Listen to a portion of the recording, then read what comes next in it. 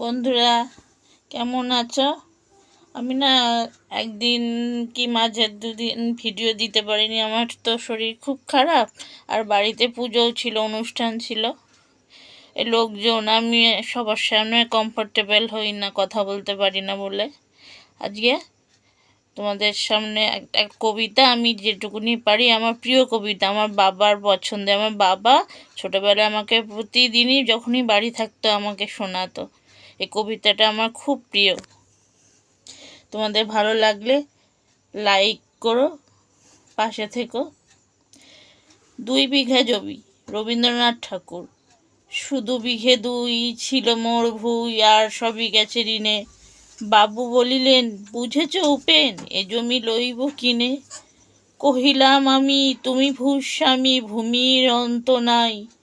চেয়ে দেখো মোর, আছে বড় জোর, মরিবার মতো ঠাই। শুনি রাজা কহে, বাপু জানো তো হে, করেছি বাগান খানা।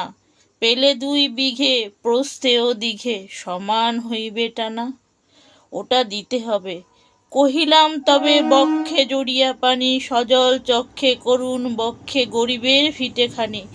সপ্তপুরুষ যেথায় মানুষ, সে মাটি সোনার বাড়া। দৈনের দায়ে বেচি বসে মায়ে, এমনই লক্ষ্মী ছাড়া। আখি করি লাল। কবিতাটা করতে করতে আবার বন্ধ করে দিলাম, কারণ কি বলতো, এক নাগারে অতক্ষণ বললে না আমার কাশি উঠে যায়, আর কাশতে কাশতে আমার পেটে খুব ব্যথা করছিল। আর প্রথমে ইন্ট্রো দিইনি। আমার চ্যানেলের নাম হচ্ছে সুপর্ণা লাইফস্টাইল। তোমরা সবাই চ্যানেলটাকে সাবস্ক্রাইব করো, পাশে থেকো। আমি তো অত কথা বুঝিয়েও বলতে পারি না, ভালো বলতেও পারি না। তোমাদের ভিডিও ভালো লাগবে কি না তাও আমি জানি না। তা আমার ছেলে মেয়ে সবসময় বলে যে মা কিছু নিয়ে থাকো, ভিডিও করো। কেন দেখবে না? সবাই দেখবে, পছন্দ করবে।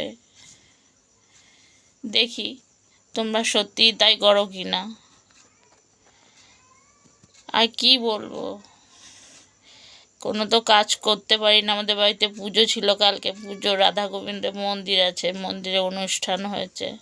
সে বিছানায় শুয়েই ছিলাম, ঠাকুরটাও আমি দেখতে যেতে পারিনি। ফোনে দেখেছি, ছবি তুলে এনেছে, ফোনে দেখেছি, অথচ একই বাড়ির মধ্যে।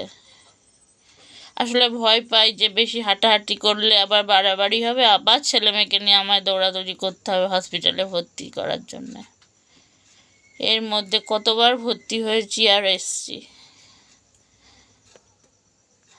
আর তোমরা সবাই ভালো থেকো, আর নিজেদের শরীরের প্রতি খেয়াল রেখো। আমার মতো যেন অবস্থা কারুরই না হয়। নিজের শরীরের প্রতি কখনো কোনো দিনও খেয়াল করিনি, আজ এই জন্যে বিছানায় পড়ে গেছি।